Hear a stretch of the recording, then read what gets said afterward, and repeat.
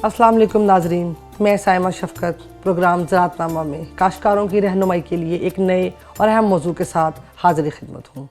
नाजरीन, गंदम पाकिस्तान की एक अहम ग़िज़ाई फसल है और गंदम की पैदावार में सूबा पंजाब का एक अहम किरदार है। इसी मुनासबत से आज के प्रोग्राम में हम बात करेंगे गंदम की निगहदाश्त के बारे में, और इस मौजू पे बात करने के लिए आज हमने अपने स्टूडियो में दावत दी है डॉक्टर जावेद अहमद को, जो कि डायरेक्टर हैं शोबा गंदम अयूब ज़रई तहकीकाती इदारा फैसलाबाद में। अस्सलाम वालेकुम डॉक्टर साहब, अपने प्रोग्राम में मैं आपको खुशामदीद कहती हूँ। डॉक्टर साहब, जैसा कि हम जानते हैं कि सूबा पंजाब में गंदम तकरीबन काश्त हो चुकी है, लेकिन कुछ काश्तकार अभी भी हैं ऐसे जो कि गंदम काश्त कर रहे हैं। तो आप क्या समझते हैं कि गंदम की काश्त का बेहतरीन वक्त कब तक है? जो बेहतरीन वक्त था, जैसे हम बार बार अपने प्रोग्रामों के ज़रिए बताते रहें कि 20 नवंबर तक बेहतरीन वक्त होता है, लेकिन ज़ाहिर है फार्मर मुख्तलिफ़ मजबूरियों की वजह से लेट हो जाते हैं, प्रीवियस क्रॉप की वजह से। तो अब जो फार्मर रह गए हैं जिन्होंने अब गंदम काश्त करनी है, उनको चाहिए कि पूरी कोशिश करके बिजाई जो है नवंबर में ख़त्म करें। तो उसके लिए मुख्तलिफ़ तरीक़ाकार हैं। जैसे अब अगर किसी ने रौनी नहीं की तो अब रौनी के चक्कर में ना पड़े, अब वो खुश्क बिजाई कर ले, खुश्क बिजाई करके उसके बाद फौरी तौर पे खेत को पानी लगा दें। तो इससे वक्त की बचत होती है और प्रॉपर स्टैंड होता है। इसमें सिर्फ ये एहतियात करने की ज़रूरत है कि अब जो खुश्क बिजाई करनी है उसमें बीज की गहराई हमें 1 इंच के अंदर रखनी है। 1 इंच से ज़्यादा गहरा नहीं जाना चाहिए बीज, क्योंकि उसके बाद जब पानी लगाते हैं अगर ज़्यादा गहरा बीज गया है तो उगाव में मुश्किल आती है। डॉक्टर साहब, अगर काश्त के बाद गंदम की फसल का उगाव कम हो तो उसके लिए काश्तकारों को क्या करना चाहिए? जब तक पूरी पॉपुलेशन नहीं होगी खेत में प्लांट्स की तो अल्टीमेटली पैदावार कम होगी। तो अगर अब खेत में जो उगाव है वो कम है लेकिन बहुत ज़्यादा कम नहीं है, तो फिर गंदम का उसी वैरायटी का बीज लेके उसको 6 से 8 घंटे भिगो के उसको हाथ वाली पोर से या फरोज़ बना के केरा कर लें।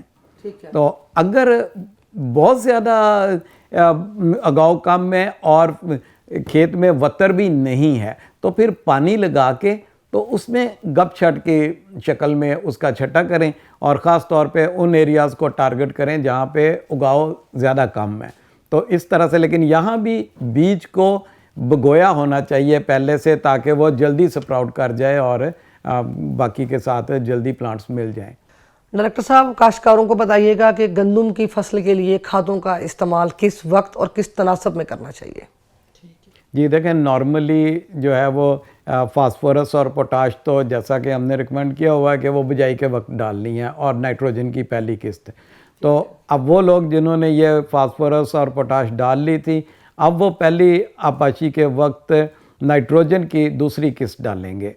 तो वो आप छटा करके पानी लगा दें, या जो रेतले इलाके हैं उनमें आप पानी लगा के फिर छटा करें फौरी बाद, क्योंकि उसमें ज़रा लीच ज़्यादा हो जाती है ना रेतला इलाका होने की वजह से। लेकिन इसके साथ साथ बहुत सारे ऐसे भी काश्तकार भाई हैं जो फास्फोरस या पोटाश का इस्तेमाल बिजाई के वक्त नहीं कर सके, मुख्तलिफ़ वजूहात की वजह से, दस्तयाबी ना होने या इकनॉमिकल रीज़न्स से। तो उनके लिए भी अब वक्त है कि वो पहली आपाची के साथ फास्फोरसी खादें भी इस्तेमाल कर सकते हैं, क्योंकि इनका इंतहाई ज़रूरी है। ये फास्फोरस और पोटाश अगर इस्तेमाल नहीं की जाएगी, सिर्फ नाइट्रोजन इस्तेमाल करेंगे तो वो पैदावार जो है वो पैदावारी हदफ अपना पूरा नहीं कर पाएंगे। सर, ये गंदम की आपाशी इब्तदा में किस मरहला पे करनी चाहिए? वरियाल ज़मीनों में या हमारी जो कमाद और कपास वगैरह की मकई वाली जो ज़मीनें हैं, इनमें आमतौर पे 20 से 25 दिन बाद बिजाई के, जब पौधा अपना झाड़ बना रहा होता है ना, शगुफ़े निकाल रहा होता है, उस वक़्त बहुत ज़रूरी होती है, उस वक़्त पहली आपाची करें। इसके अलावा जो चावल के बाद, जो धान की फसल के बाद गंदम काश्त की गई है, उसमें चूँकि नमी ज़्यादा होती है खेत में, तो उसमें पहला पानी हमें 35 से 45 दिन के बाद लगाना है। वो 20 से 25 दिन बाद यहाँ पानी नहीं लगाना, तो यहाँ 35 से 45 दिन के बाद पानी लगाएंगे तो उससे बेहतर नताइज मिलेंगे। डॉक्टर साहब, जैसा कि हम जानते हैं कि जड़ी बूटियाँ पैदावार में कमी का बायस बनती हैं, तो काश्तकार जड़ी बूटियों की मौसर तलफी के लिए क्या हिकमत अमली इख्तियार करें?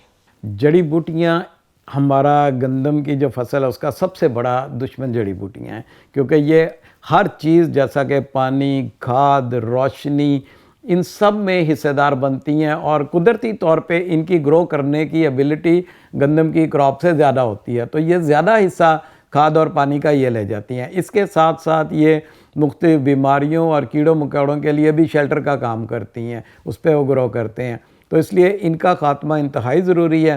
اس کے لیے عام طور پہ دو طرح کی جڑی بوٹیاں ہوتی ہیں، ایک چوڑے پتوں والی، ایک باریک پتوں والی۔ تو چوڑے پتوں والی جڑی بوٹیاں جلدی اگ جاتی ہیں، تو پہلے پانی کے بعد جب وتر حالت میں ہم جڑی بوٹی مار دوائی ہے چوڑے پتوں والی اس کا استعمال کریں، اور جب دوسرے پانی کے بعد جو ہے اس وقت آپ نوکیلے پتوں والی زہروں کا استعمال کریں۔ تو زہروں کے استعمال میں کچھ باتوں کا خیال رکھنا بہت ضروری ہے۔ ایک تو یہ کہ زیادہ جب نمی ہو نا، صبح کے وقت جب اوس پڑی ہوتی ہے پلانٹ پہ، اس وقت سپرے نہیں کرنا۔ اگر بارش کی پیشگوئی ہے تب بھی آپ سپرے نہ کریں، کیونکہ زیادہ دھند کے حالت میں بھی سپرے جو ہے وہ کم افیکٹو ہو جاتی ہے۔ اس کے ساتھ ساتھ 120 لیٹر تقریباً پانی استعمال کریں، اور جو ٹی جیٹ نوزل یا فلیٹ فین نوزل جس کو کہتے ہیں اس سے اس کا استعمال کرنا ہے، اور کوشش کرنی ہے کہ ایک جگہ پہ 2 دفعہ دوائی نہ پڑے، کیونکہ اس طرح سے بعض اوقات وہ گندم کے پودوں کو بھی نقصان کرتی ہے۔ ڈاکٹر صاحب، پروگرام کے آخر میں آپ گندم کے کاشتکاروں کو کیا پیغام دینا چاہتے ہیں؟ دیکھیے، گندم ہماری جو ہے نا غذائی ضرورت ہے، اور کاشتکار بھائیوں پر اپنے منافع کے ساتھ ساتھ ایک بہت بڑی ذمہ داری ہے کہ یہ وہ نوبل لوگ ہیں جو تمام پاپولیشن کو خوراک مہیا کر رہے ہیں، تو اس کو ایک عام فصل کی طرح نہیں لینا، ایک عزم کی طرح لینا ہے۔ اور اس دفعہ جیسے محکمہ کا بھی عزم ہے کہ ہم نے گندم درآمد نہیں برآمد کرنی ہے، تو انشاءاللہ جب یہ عزم لے کے چلیں گے، اور جو چھوٹے چھوٹے مرحلے ہیں جیسے ہم شروع سے کاشتکار بھائیوں کو گائیڈ کرتے آ رہے ہیں کہ بیج کیسا استعمال کرنا ہے، اس کو دوائی کیسے لگانی ہے، کیسے سو کیا، اسی طرح آج ہم نے بہت سارے مرحلوں پہ بات کی ہے، آگے بھی انشاءاللہ رہنمائی کرتے رہیں گے۔ تو ان سارے چھوٹے چھوٹے فیکٹرز کو جو ہے نا وہ لے کے چلیں، ان پہ صحیح طرح سے عمل کریں، تاکہ ہم بہترین پیداوار حاصل کر کے ملک کو خوشگوار بنائیں۔ ڈاکٹر صاحب، آپ کی تشریف آوری کا بے حد شکریہ، تھینک یو ویری مچ۔ امید کرتی ہوں ناظرین آج کا پروگرام آپ کے لیے مفید ثابت ہوگا۔ مزید معلومات اور رہنمائی کے لیے ہمارا یوٹیوب چینل زراعت نامہ ضرور سبسکرائب کریں، اور اپنا فیڈ بیک اپنے کمنٹس کے ذریعے ہم تک ضرور پہنچائیں۔ ناظرین، آج کا پروگرام ہم اس عزم کے ساتھ ختم کریں گے کہ گندم درآمد نہیں برآمد کرنی ہے۔ اس کے ساتھ ہی اپنی میزبان کو اجازت دیجیے۔ اللہ حافظ۔